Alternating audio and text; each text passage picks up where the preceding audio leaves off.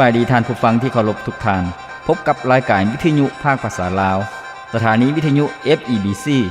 รายการ30นาทีต่อไปนี้หวังว่าจะเป็นประโยชน์ต่อท่านผู้ฟังในการดำเนินชีวิตเมื่อท่านผู้ฟังได้ติดตามรายการนี้ท่านก็จะมีความหวังมีความสุขในการดำเนินชีวิตเชิญท่านผู้ฟังติดตามได้ดังต่อไปนี้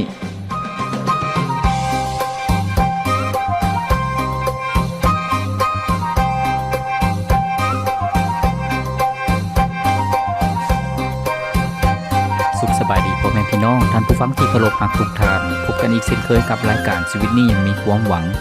ข้าพเจ้าขวัญประเสริฐผู้ดำเนินรายการยินดีต้อนรับท่านผู้ฟังเข้าสู่รายการของพวกเราซึ่งรายการของพวกเรานั้นมีจุดประสงค์เป้าหมายให้กับพี่น้องประชาชนลาวทุกๆท่านที่จะได้รับพระพรได้รับแง่คิดได้รับกำลังชีวิตของท่านผู้ฟังนั้นจะเป็นชีวิตที่มีพลังเป็นชีวิตที่มีจุดหมายปลายทางรู้จักความหมายของชีวิตและชีวิตนั้นจะเป็นชีวิตที่ประสบผลสำเร็จและมีความปิติยินดีท่านผู้ฟังที่เคารพที่ผ่านมารายการของพวกเรานั้นได้นำเสนอในหลายๆหัวข้อในหลายภาคส่วนซึ่งท่านผู้ฟังสามารถรับฟังได้ผ่านทางวิทยุแล้วก็ผ่านทางอินเทอร์เน็ตผ่านทางอินเทอร์เน็ตนั้นท่านผู้ฟังสามารถฟังใน YouTube แล้วก็ใน Facebook ท่านผู้ฟังสามารถรับฟังย้อนหลังได้ในหลายๆหัวข้อซึ่งที่ผ่านมาพวกเราได้เรียนรู้นำกันได้รับฟังนำกันในหัวข้อที่บอกว่าชีวิตที่มีความสุขอย่างแท้จริงท่านผู้ฟังชีวิตที่มีความสุขอย่างแท้จริงนั่นเป็นชีวิตที่บ่ได้ขึ้นกับวัตถุเงินคำหรือว่าฐานะตำแหน่งเกียรติยศชื่อเสียงต่างๆแต่ชีวิตที่มีความสัตย์ซื่อมีความจริงใจชีวิตของคนใดก็แล้วแต่ที่ให้เกียรติพ่อแม่กตัญญูต่อพ่อแม่ต่อครอบครัวชีวิตนั้นก็จะเป็นชีวิตที่มีความสุขพระเจ้าทรงพอใจพระเจ้าทรงสัญญาว่าพระองค์จะทรงอวยพระพรให้ท่านผู้ฟังที่เคารพมื้อนี้พวกเราจะเรียนรู้ในหัวข้อใหม่ก็คือว่าความต้องการของมนุษย์แม่นความรักท่านผู้ฟังความต้องการที่สำคัญของมนุษย์ทุกคนนั่นแม่นความรักซึ่งหากพวกเราเรียนรู้ชีวิตของคนเฮานั้นมี4ปัจจัยที่สำคัญที่จำเป็นสำหรับการดำรงชีวิตอยู่ของคนเฮา4ปัจจัยนั้นมีอย่างใด1คืออาหารการกิน2ยาปัวพยาธิ3เครื่องนุ่งห่มแล้วก็4บ่อนพักอาศัยก็คือเรือนศาลบ้านซองนั่นเองท่านผู้ฟังนี่ก็คือ4ปัจจัยที่สำคัญสำหรับชีวิตของคนเฮาอีกอย่างหนึ่งท่านผู้ฟังที่เคารพสิ่งที่สำคัญในชีวิตของพวกเฮาสิ่งที่จำเป็นที่มนุษย์เฮานั้นต้องการนั่นก็คือความรักท่านผู้ฟังความรักนั้นเป็นสิ่งที่สำคัญเป็นสิ่งที่จำเป็นและเป็นสิ่งที่ขาดบ่ได้เพื่อชีวิตของคนเฮานั้นจะเป็นชีวิตที่สามารถดำรงคงอยู่แล้วก็เป็นชีวิตที่มีภูมิคุ้มกันมีความเข้มแข็งแล้วก็มีความสุขท่านผู้ฟังข้าพเจ้ามีเรื่องหนึ่งอยากจะแบ่งปันให้กับท่านผู้ฟังก็คือว่าเป็นการทดลองเกี่ยวกับความต้องการที่สำคัญของมนุษย์การทดลองนี้เกิดขึ้นในสมัยของสงครามโลกครั้งที่2ท่านผู้ฟังเขาเจ้าได้มีการทดลองก็คือว่าเอาเด็กน้อยที่เกิดใหม่มาเลี้ยงแล้วก็ได้เบิ่งแยงเอาใจใส่ดูแลให้กินนมกินข้าวอย่างดีท่านผู้ฟังแต่ต้องมีข้อแม้ว่าแพทย์หรือว่านางพยาบาลนั้นที่เลี้ยงนั้นจะต้องบ่ได้แสดงความรักให้กับเด็กน้อยเช่นเวลาเด็กน้อยให้ก็บ่ต้องไปอุ้มเอามาอ้อยบ่ต้องอุ้มเอามาที่หน้าเอิกการทดลองนี้เกิดขึ้นในประเทศอังกฤษแล้วก็ประเทศเยอรมันท่านผู้ฟังผลที่ได้จากการทดลองนั้นทั้ง2สถานที่นั้นมีผลปรากฏออกมาคือกันก็คือเด็กน้อยที่เลี้ยงมาแบบนั้นก็จะค่อยๆเจ็บไข้ได้ป่วยแล้วก็ตายไปทีละคนในที่สุดจนบ่มีผู้ใดรอดจักคนท่านผู้ฟังดังนั้นท่านผู้ฟังที่เคารพพวกเราสามารถสรุปได้ก็คือว่ามนุษย์ทุกคนนั้นต้องการความรักหลายกว่าอาหารการกินคนเฮานั้นต้องการความรักหลายก่อนบ่อนพักอาศัยที่มีสิ่งที่ครบถ้วนสมบูรณ์ท่านผู้ฟังพวกเขาจะเห็นตัวอย่างจากเด็กน้อยที่ได้รับการเลี้ยงดูให้กินนมจนอิ่มทุกๆคาบในที่สุดก็ยังบ่รอดดังนั้นท่านผู้ฟังที่เคารพคนเฮาถึงแม้ว่าจะมีอาหารการกินที่ดีๆแล้วก็กินอิ่มทุกๆคาบแล้วก็มีสิ่งที่อำนวยความสะดวกครบถ้วน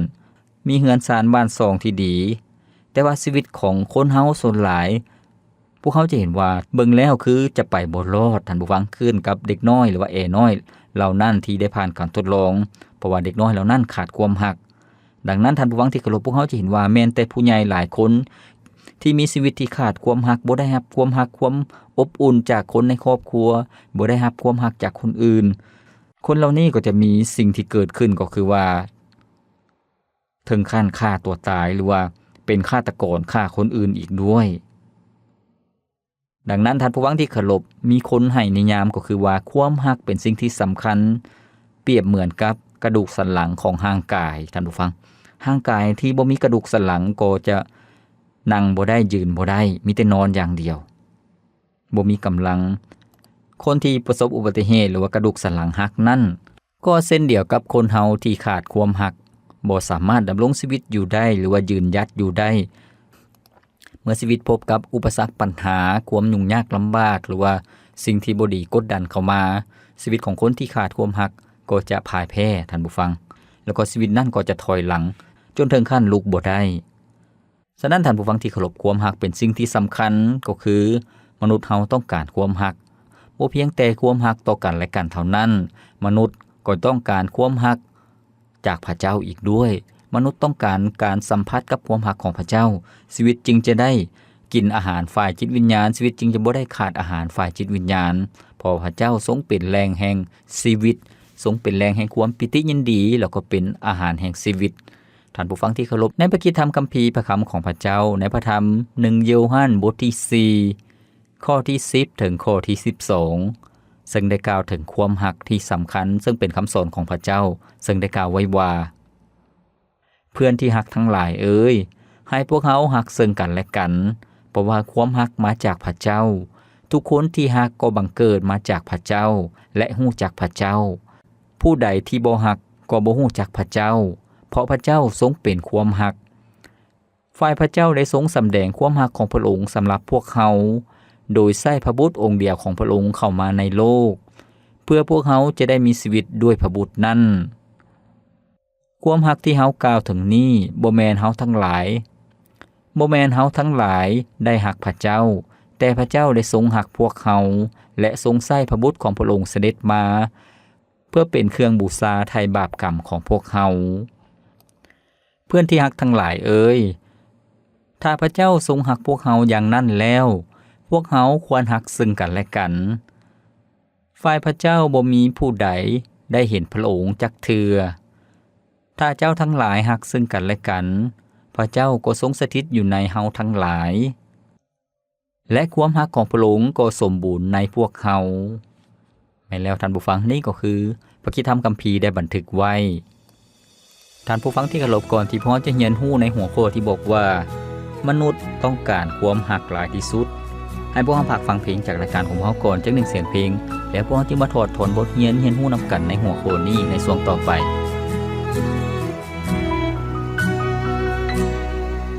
จากวันที่พระองค์ได้ทรงทนทรมานรับความบาปของข้าไปที่ไม่กางแค้นวันนี้ข้าจึงได้รู้ว่าชีวิตของข้านั้นมีความหมายความรักของพระองค์เป็นรักที่ยิ่งใหญ่พระองค์ยอมตายเพื่อไทยที่ไม่กางแค้นเปลี่ยนข้าให้มีชีวิตใหม่ให้ข้าพบชีวิตแท้ในพระองค์พระองค์ทรงพระชนพระองค์เป็นคืนมาแล้วและวันนี้ข้าจึงได้พบกับชีวิตที่อัศจรรย์เพราะว่าองค์พระเยซูพระองค์ทรงเป็นพระเจ้าของข้าทรงไถ่เสนาความตายด้วยฤทธิ์อำนาจยิ่งใหญ่พระองค์ทรงคืนพระชนข้าจึงได้มีชีวิตใหม่พระองค์เป็นพระผู้ไถ่ข้ ข้าจึงห้องสรรเสริญแด่พระองค์ผู้เดียวเท่านั้นผู้ใส่สนาความตาย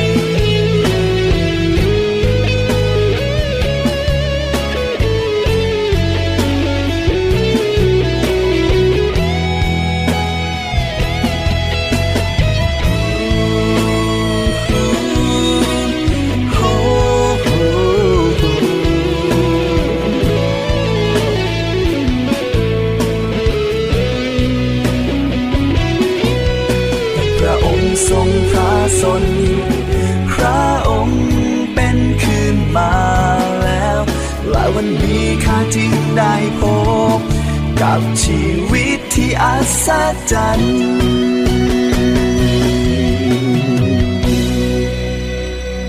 เพราะว่าองค์พระเยซูพระองค์ทรงเป็นพระเจ้าของข้าทรงไถ่ชนะความตายด้วยฤทธิ์อำนาจยิ่งใหญ่โอ้พระองค์ทรงคืนพระชนข้าจึงได้มีชีวิตใหม่พระองค์เป็นพระผู้ไถ่ข้าจึงห้องสรรเสริญแด่พระองค์ผู้เดียวเท่านั้นผู้ใส่สนาความตายพระองค์ทรงเป็นพระเจ้าของข้าทรงใส่สนาความตายด้วยฤทธิ์อำนาจยิ่งใหญ่โอ้พระองค์ทรงคืนพระชนข้าจึงได้มีชีวิตใหม่พระองค์เป็นพระผู้ไถ่ข้าจึงห้องสรรเสริญแด่พระองค์ผู้เดียวเท่านั้นผู้ใส่สนาความตายแม่นแล้วความฮักของพระเจ้าทรงเป็นความฮักที่ยิ่งใหญ่พระองค์ทรงยอมตายแทนพวกเฮาอยู่ถึงไม้กางแขนเพื่อไถ่บาปพวกเฮาพระองค์ทรงเป็นคืนจากความตายเป็นการแสดงว่าพระองค์ทรงมีชัยชนะเหนือความตายและไถ่บาปพวกเฮานั้นสำเร็จครบถ้วนสมบูรณ์พวกเฮาจึงย่องย้อสรรเสริญพระองค์ยอมรับว่าพระองค์ทรงเป็นพระเจ้าของพวกเฮาดังบทเพลงที่พวกเฮาได้ฟังไปแล้วนั้นผู้ชนะท่านผู้ฟังที่เคารพมื้อนี้พวกเฮากำลังรับพระพรนํกันในหัวข้อที่บอกว่าความต้องการของมนุษย์แม่นความฮักท่านผู้ฟังความต้องการที่สำคัญและจำเป็นที่สุดของคนเฮานั่นก็คือความฮักซึ่งในช่วงทำอิฐพวกเฮาได้โอ้ล้มกันแล้วก็คือว่ามีการทดลองเกี่ยวกับให้เด็กน้อยที่เกิดใหม่บ่ว่าจะเป็นในประเทศอังกฤษแล้วก็ในประเทศเยอรมันเบิ่งเชิงผ่านการเลี้ยงดูโดยแพทย์หมอที่เอานมให้กินซื่อแต่ว่าบ่ได้กอดบ่ได้อุ้มเด็กน้อยเหมือนเด็กน้อยให้ในที่สุดเด็กน้อยนั้นก็บ่ได้เจริญเติบใหญ่แล้วก็ตายไปท่านผู้ฟังแล้วก็พวกเฮาจะเห็นว่าคนเฮาแต่ละคนหากชีวิตที่เกิดมาแล้วบ่ได้ประสบกับความรักบ่ได้มีโอกาสได้สัมผัสกับความรักชีวิตคนนั้นก็จะเป็นชีวิตที่คิดสั้นชีวิตคนนั้นก็จะเป็นชีวิตที่บ่มีพลังเป็นชีวิตที่ท้อถอยใจง่ายแล้วก็หลายคนก็คิดสั้นฆ่าตัวตายหลายคนก็เป็นฆาตกรทำให้ร่างกายคนอื่นฆ่าคนอื่นซึ่งสาเหตุมาจากชีวิตที่ขาดความรักดังนั้นท่านผู้ฟังที่เคารพชีวิตของคนเฮานั้นบ่เพียงแต่4ปัจจัยที่พวกเฮามีความจำเป็นมีความต้องการนั่นก็คืออาหารการกินยาปัวพยาธิเครื่องนุ่งห่มแล้วก็บ่อนอยู่อาศัยสิ่งหนึ่งที่สำคัญก็คือว่าความรักเป็นสิ่งที่จำเป็นสำหรับคนเฮาเช่นเดียวกันท่านผู้ฟังที่เคารพในพระคำของพระเจ้าที่พวกเฮาได้อ่านไปอยู่ในพระธรรม1โยฮันบทที่4ข้อที่7ถึง12ซึ่งพวกเฮาสามารถเรียนรู้และถอดถอนบทเรียนได้ก็คือว่าข้อที่7ได้บอกว่าเพื่อนที่รักทั้งหลายให้พวกเฮารักซึ่งกันและกันเพราะว่าความรักมาจากพระเจ้าทุกคนที่รักก็บังเกิดมาจากพระเจ้าและรู้จักพระเจ้าแม่นแล้วท่านผู้ฟังพระคำของพระเจ้าได้เน้นนักได้ชี้ให้พวกเฮาเห็นถึงความสำคัญเรื่องการมีความรักต่อกันและกันหากชีวิตของพวกเฮานั้นมีความรักต่อกันและกันก็แสดงว่าพวกเฮานั้นเกิดมาจากพระเจ้าเพราะว่าพระเจ้าทรงเป็นความรักท่านผู้ฟังในสมัยพระคัมภีร์ผู้ที่เขียนก็คือเน้นนักให้บรรดาผู้เชื่อวางใจในองค์พระเยซูเจ้าที่อยู่ร่วมกันให้รักซึ่งกันและกันบ่ต้องเครียดแค้นกันบ่ต้องทำร้ายต่อกันและกันบ่จะเป็นคำเว้าหรือว่าการกระทำหรือว่าท่าทีต่างๆบ่ต้องเป็นคนที่ผิดเถียงกันป้อยด่ากันหรือว่าเป็นศัตรูกัน แต่ให้มีความรักหากมีความรักแล้วก็จะมีการช่วยเหลือซึ่งกันและกันมีการยกโทษมีการอภัยให้กันความรักนั่นก็จะเป็นสิ่งที่อบอุ่นเฮ็ดให้สถานที่นั่นที่พวกเขาอยู่ร่วมกันในชุมนุมชนนั่นมีความสุขท่านผู้ฟังข้อที่8ได้บอกว่าผู้ใดที่บ่รักก็บ่ฮู้จักพระเจ้าเพราะพระเจ้าทรงเป็นความรักแม่นแล้วบางคนบอกว่าฮู้จักพระเจ้าเชื่อวางใจในพระเจ้าแต่บ่เคยมีความรักก็แสดงว่าคนนั้นบ่ได้ฮู้จักกับพระเจ้าอย่างแท้จริงเพราะว่าพระเจ้าทรงเป็นความรักพระเจ้าทรงเป็นความรักสำแดงออกแนวใดท่านผู้ฟังข้อที่9บอกว่าฝ่ายพระเจ้าได้ทรงสำแดงความรักของพระองค์สำหรับพวกเขาโดยได้ใส่พระบุตรองค์เดียวของพระองค์เข้ามาในโลกเพื่อว่าพวกเขาจะมีชีวิตอยู่ด้วยพระบุตรนั้นแม่นแล้วท่านผู้ฟังพระเจ้าทรงรักมนุษย์ทุกคนพระองค์จึงให้พระบุตรองค์เดียวของพระองค์ก็คือองค์พระเยซูเจ้าผู้ทรงประทับอยู่ถึงสวรรค์นั้นเป็นพระเจ้าผู้ทรงมีสง่าราศีเป็นพระเจ้าผู้ทรงบริสุทธิ์เป็นพระเจ้าผู้ทรงสมควรได้รับคำย่องยอสมเสยเป็นพระเจ้าผู้ทรงสมควรได้รับคำย่องยอสรรเสริญเป็นพระเจ้าผู้ทรงยิ่งใหญ่เหนือกษัตริย์ผู้ทรงสมควรได้รับเกียรติแต่เพียงผู้เดียวพระบุตรของพระเจ้านั้นได้มาเกิดในโลกเป็นมนุษย์ธรรมดาสามัญพระเจ้าได้ทรงสำแดงความรักของพระองค์โดยให้พระเยซูเจ้านั้นมาตายแทนบาปของมนุษย์อยู่ถึงไม้กางเขนท่านผู้ฟังและพระเจ้าทรงเฮ็ดให้มนุษย์นั้นได้เป็นคนชอบธรรมโดยการเชื่อวางใจในองค์พระเยซูเจ้าพระองค์ก็ทรงอภัยความผิดบาปของพวกเขาข้อที่10บอกว่าความรักที่เฮากล่าวถึงนี้บ่แม่นเฮาทั้งหลายได้รักพระเจ้าแต่พระเจ้าได้ทรงรักพวกเขาและทรงใช้พระบุตรของพระองค์เสด็จมาเพื่อเป็นเครื่องบูชาไถ่บาปกรรมของพวกเขาแม่นแล้วท่านผู้ฟังความรักที่ยิ่งใหญ่ความรักที่บ่ได้เปลี่ยนแปลงความรักที่บ่มีเงื่อนไขเป็นความรักของพระเจ้าก็คือว่าให้พวกเขาได้สัมผัสถึงความรักของพระเจ้าที่พระองค์นั้นทรงยอมตายเป็นเครื่องบูชาไถ่บาปของพวกเขาพระองค์ทรงยอมตายเป็นเครื่องบูชาไถ่บาปกรรมของพวกเขาท่านผู้ฟังพวกเขาจึงเป็นคนชอบธรรมดังนั้นให้พวกเขาตอบสนองความรักของพระเจ้าในข้อที่11ได้บอกว่าเพื่อนที่รักทั้งหลายถ้าพระเจ้าทรงรักพวกเขาอย่างนั้นแล้วพวกเขาควรรักซึ่งกันและกันแม่นแล้วท่านผู้ฟังเมื่อพระเจ้าทรงรักพวกเขาแล้วก็พวกเขาได้รับความรักของพระเจ้าเป็นความรักที่ยิ่งใหญ่เป็นความรักที่บ่มีมือเปลี่ยนแปลงให้พวกเขานั้นดำเนินชีวิตในความรักเช่นเดียวกันท่านผู้ฟังก็คือว่าให้พวกเขานั้นรักคนอื่นๆเพราะว่าพวกเขาได้รับความรักจากพระเจ้าแล้วพวกเขาบ่ต้องเสื่องไว้บ่ต้องปิดบังไว้คนเดียวให้พวกเขาสำแดงความรักของพระเจ้านั้นให้กับคนที่อยู่อ้อมข้างของพวกเขาท่านผู้ฟังพวกเขาจะรักคนอื่นได้แนวใดท่านผู้ฟังในเมื่อพวกเขายังมีความจำกัดพวกเขาเป็นคนธรรมดามีความจำกัดความอดทนก็มีความจำกัดความรู้สึกหรือความรักของพวกเขาก็มีความจำกัดแล้วพวกเขาจะรักคนอื่นได้แนวใดในพระคำของพระเจ้าได้เน้นหนักให้พวกเขารู้ว่าพระเจ้าทรงสำแดงความรักของพระองค์แก่พวกเขาทั้งหลายก็คือว่าในขณะที่พวกเขายังเป็นคนบาปอยู่นั่นองค์พระเยซูคริสต์เจ้าได้ทรงตายแทนพวกเขาทั้งหลายท่านผู้ฟังที่เคารพพระเจ้าทรงรักพวกเขาจนได้ให้สิ่งที่มีค่าที่สุดก็คือองค์พระเยซูเจ้านั้นมาตายแทนบาปพวกเขาเมื่อพวกเขาเปิดใจรับเชื่อวางใจในองค์พระเยซูเจ้าพวกเขาก็ได้รับความรักของพระเจ้า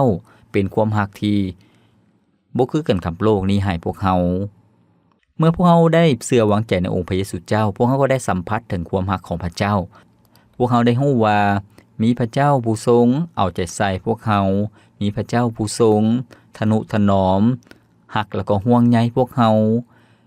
มีพระเจ้าผู้ทรงนำพาชีวิตของพวกเขาแล้วก็เสริมกำลังให้พวกเขามีความเข้มแข็งพวกเขามีพระเจ้าผู้ทรงจัดเตรียมพระพรสำหรับชีวิตของพวกเขาในปัจจุบันนี้แล้วก็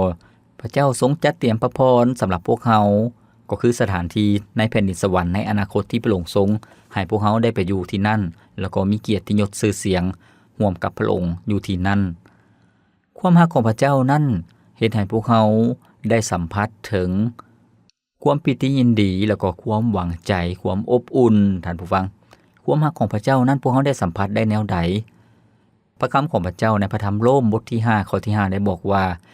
ความรักของพระเจ้านั้นได้หลั่งไหลเข้าในชีวิตของพวกเขาโดยผ่านทางพระวิญญาณบริสุทธิ์เจ้า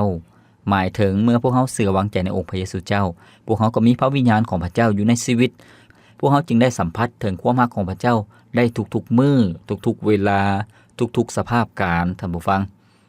เมื่อพวกเขารู้ว่าพวกเขาได้สัมผัสถึงความรักของพระเจ้าและความรักของพระเจ้าอยู่ในชีวิตของพวกเขาก็จึงสามารถที่จะไปรักคนอื่นได้ท่านผู้ฟังแล้วก็พวกเขาสามารถรักตนเองได้เช่นเดียวกันในพระบัญญัติที่ยิ่งใหญ่ของพระเจ้าที่พระเยซูเจ้าทรงเปิดเผยอยู่ในพระคัมภีร์ใหม่ซึ่งบรรดาผู้นำศาสนายิวมาทดลองพระเยซูเจ้าเขาเจ้าอยากถามว่าบัญญัติกฎบัญญัติข้อใดที่ใหญ่ที่สุดพระเยซูเจ้าทรงตอบว่ากฎบัญญัติข้อที่ใหญ่ที่สุดก็คือว่ามีเพียงแต่2ข้อเท่านั้นก็คือให้พวกเขารักองค์พระผู้เป็นเจ้าของพวกเขาด้วยสุดจิตสุดใจสุดกำลังสิ้นสุดความคิดแล้วก็รักเพื่อนบ้านเหมือนกับรักตนเองนั่นก็คือบัญญัติ2ข้อที่ยิ่งใหญ่เมื่อพวกเขารักพระเจ้าพวกเขาก็สามารถรักคนอื่นแล้วก็รักตนเองได้หลายคนบ่ได้รักตนเองท่านผู้ฟังหากบ่รักตนเองก็บ่สามารถรักคนอื่นได้หลายคนบ่ได้รักตนเองก็คือว่าปล่อยปละละเลยบ่ได้รักษาสุขภาพตนเองกินเหล้าเมายาหรือว่าทำให้ตนเองต่างๆนั่นก็คือบ่ได้รักตนเองคนที่รักตนเองก็จะทนุถนอมร่างกายของตนเองท่านผู้ฟังอยากกินแต่สิ่งที่ดีอยากมีสุขภาพเข้มแข็งคนที่รักตนเองก็อยากนุ่งเครื่องนุ่งที่ดีสะอาดงามตาแล้วก็อยากได้รับความรักจากคนอื่นอยากฟังคำเว้าดีๆอยากฟังคำย่องยอสมเสยอยากให้คนอื่นให้เกียรติตนเองนั่นก็คือคนที่รักตนเองดังนั้นท่านผู้ฟังที่เคารพพระคัมภีร์ได้บอกว่าให้พวกเรารักเพื่อนบ้านเหมือนกับรักตนเองเพื่อนบ้านแม่นไผเพื่อนบ้านที่พระคัมภีร์กล่าวถึงแม่นไผก็หมายถึงคนที่อยู่อ้อมข้างของพวกเขาท่านผู้ฟังซึ่งเป็นคนที่พวกเขาใกล้ชิดติดแท้หมู่เพื่อนหรือว่าญาติพี่น้องหรือว่าลุงป้าเอาอาของพวกเขาพ่อแม่ของพวกเขาผัวหรือว่าเมียคนในครอบครัวลูกเต้าให้พวกเขารักเขาเจ้าท่านผู้ฟังหากชีวิตของพวกเขานั้นมีความรักแล้วก็แบ่งปันความรักไปให้กับคนอื่นๆชีวิตของพวกเขาก็จะเป็นชีวิตที่มีความสุขครอบครัวของพวกเขาก็จะเป็นครอบครัวที่มีความสุขมีความอบอุ่นท่านผู้ฟังท่ามกลางหมู่เพื่อนความสัมพันธ์หรือว่าญาติพี่น้องหากพวกเขามีความรักก็จะเป็นสิ่งที่สร้างความอบอุ่นสร้างความเข้มแข็งในสายสัมพันธ์ของพวกเขาแล้วก็เมื่อพวกเขาเฮ็ดเวียกเฮ็ดงานอยู่ในบ่อนเฮ็ดเวียกมีเพื่อนร่วมงานหรือว่าพนักงานที่ร่วมเฮ็ดเวียกนำกันหรือว่ามีหัวหน้าแล้วก็ลูกน้องหากพวกเขามีความรักมีความจริงใจมีความสัตย์ซื่อต่อกันและกันก็จะสร้างบรรยากาศที่ดีให้กับชีวิตของพวกเขาบ่อนเฮ็ดเวียกก็จะบ่มีความกดดันบ่มีความเข่งตึงจะมีแต่การรักแล้วก็ห่วงใยซึ่งกันและกันดังนั้นท่านผู้ฟังที่เคารพความรักนั้นเป็นสิ่งที่สำคัญแล้วก็จำเป็นหากพวกเขามีความรักซึ่งกันและกันก็จะบ่มีการหักหลังซังเบียงกันจะบ่มีการทำร้ายกันและกันในท่ามกลางชีวิตของการแต่งงานก็บ่มีการนอกอกนอกใจกันระหว่างผัวหรือเมียท่านผู้ฟังจะบ่มีการตบตีกันพิดเถียงกันหรือว่าลิ้นสู้ผัวเมียก็จะบ่มีเส้นนั้นท่านผู้ฟังดังนั้นท่านผู้ฟังที่เคารพพวกเฮาได้เรียนรู้นำกันในมื้อนี้ก็คือว่าสิ่งที่มนุษย์ต้องการสิ่งที่จำเป็นที่มนุษย์ต้องการก็คือความรักหลายๆท่านอาจเกิดมาในครอบครัวที่ยังบ่ได้สมบูรณ์ครบถ้วนพ่อแม่ตายพระตั้งแต่น้อยก็มีบางคนเกิดมาพ่อแม่ปะห่างกันได้อยู่กับลุงป้าเอาอาหรือว่าอยู่กับพ่อหรือว่าแม่คนเดียวบ่ได้รับความรักที่อบอุ่นแต่ว่าท่านผู้ฟังที่เคารพขอบคุณพระเจ้าที่พวกเฮายังมีพระเจ้าผู้ทรงรักและห่วงใยพวกเฮาให้พวกเฮาให้ความรักของพระเจ้านั้นมาเติมเต็มชีวิตของพวกเฮาที่ยังขาดอยู่ความรักที่พวกเฮายังขาดเขินอยู่ให้ความรักของพระเจ้านั้นมาเติมเต็มเมื่อพวกเฮาได้สัมผัสถึงความรักของพระเจ้าที่มาเติมเต็มในชีวิตของพวกเฮาแล้วพวกเฮาก็สามารถรักคนอื่นๆได้พวกเฮาก็สามารถรักผู้เป็นผัวหรือว่ารักผู้เป็นเมียของพวกเฮาได้รักลูกเต้าของพวกเฮาท่านผู้ฟังเมื่อพวกเฮาเลี้ยงลูกเลี้ยงเต้าพวกเฮาให้ความรักกับเขาเจ้าจะฮู้ว่าชีวิตของเขาเจ้าได้รับความรักเขาเจ้าก็จะมีความมั่นใจชีวิตของเขาเจ้าก็จะมีความสุขทางด้านทางกายจิตใจแล้วก็อารมณ์ท่านผู้ฟังแล้วก็ชีวิตของเขาเจ้านั้นก็จะมีภูมิคุ้มกันที่เข้มแข็ง มีสุขภาพที่แข็งแรงแล้วก็มีภูมิคุ้มกันด้านจิตใจที่เข้มแข็งอีกด้วยก็คือว่าบ่ได้เป็นคนที่อ่อนแอบ่ได้เป็นคนที่อ่อนไหวบ่ได้เป็นคนที่ใจห้ายง่ายเครียดง่ายหรือว่ารู้สึกมีปมด้อยบ่แม่นแนวนั้นดังนั้นท่านผู้ฟังที่เคารพความรักเป็นสิ่งที่สำคัญเป็นสิ่งที่วิเศษพวกเราสามารถเอามาประยุกต์ใช้ในชีวิตของพวกเราในอ้อมข้างของพวกเราได้ทุกๆคนข้าพเจ้าหวังอย่างนี้ว่าท่านผู้ฟังจะได้รับความรักของพระเจ้าแล้วก็แบ่งปันความรักของพระเจ้านั้นให้กับคนอื่นๆเพราะว่าเป็นสิ่งที่สำคัญแล้วก็จำเป็นขาดบ่ได้สำหรับชีวิตของพวกเราแล้วก็ชีวิตของคนอื่นเรื่องความรักท่านผู้ฟังที่เคารพรายการของเราดำเนินมาฮอดนี้ก็สิ้นสุดเพียงเท่านี้ข้าพเจ้าพรประเสริฐผู้ดำเนินรายการขอกล่าวคำว่าขอพระเจ้าอวยพรท่านผู้ฟังทุกท่านพบกันใหม่ในมื้อต่อไปสบายดี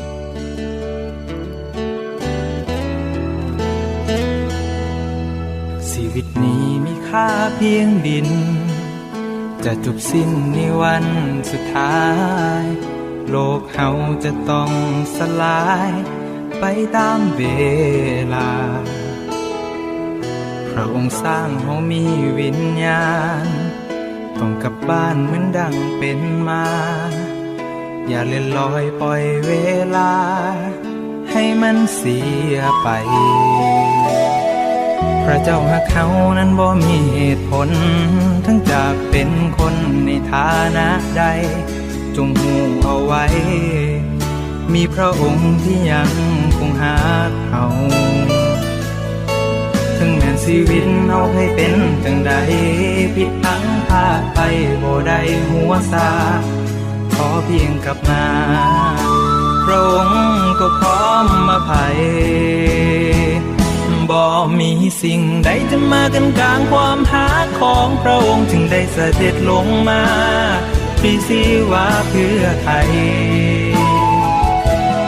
จากสวรรค์ลงมาสู่ไม้กางแขนยอมตายแทนแล้วคืนมาใหม่ผู้เสื่อวางใจได้มีความหวังอยู่ในพระองค์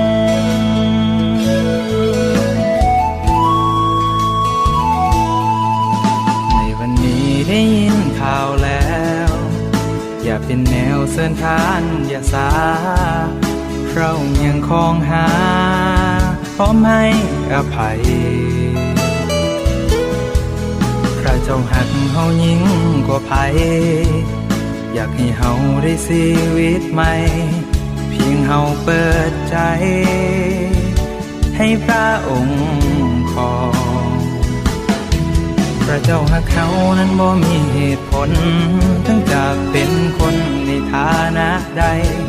จงหูเอาไว้มีพระองค์ที่ยังคงหาเขาถึงแม้ชีวิตโลกให้เป็นจังใดผิดพลั้งพลาดไปบ่ได้หัวซาขอเพียงกลับมาพระองค์ก็พร้อมอภัยบ่มีสิ่งใดจะมากันกลางความหาของพระองค์จึงได้เสด็จลงมาพรีชีวาเพื่อไทยจากสวรรค์ลงมาสู่ไม้กางแขนยอมตายแทนแล้วคืนมาใหม่ผู้เสื่อวางใจได้มีความหวังอยู่ในพระองค์